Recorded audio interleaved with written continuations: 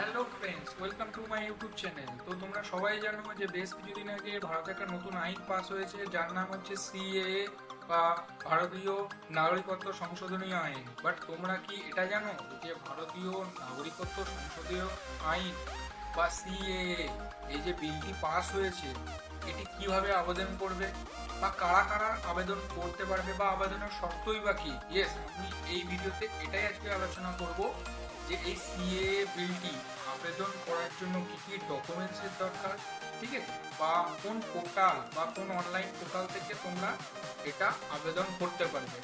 তো এক নজরে দেখে নেওয়া যাক যে ভারতীয় সরকার থেকে কি কি বলেছে বা কি কি শর্ত রেখেছে। চলো একবার দেখে নিই। তো ফার্স্ট আবেদনের শর্ত হচ্ছে 1 বছর ভারতে থেকেছেন, গত 14 বছরে অন্তত 5 বছর ভারতে থেকেছেন, ভারতে এসেছেন 2014 সালের 31শে ডিসেম্বরের মধ্যে,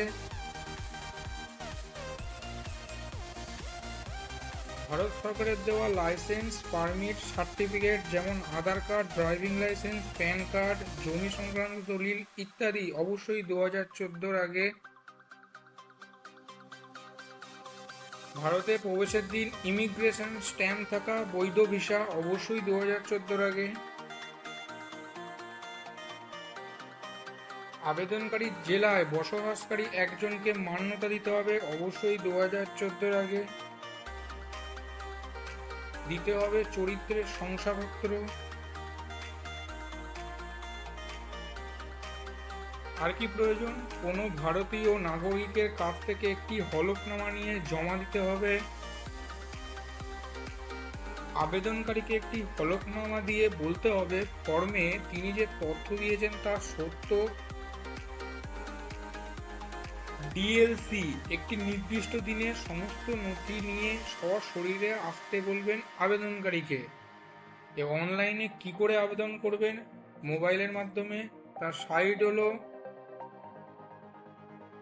www.indiancitizenship.online.nic.in ওয়েবসাইট বা সিএএ 2019 মোবাইল অ্যাপ্লিকেশনের মাধ্যমে আবেদন।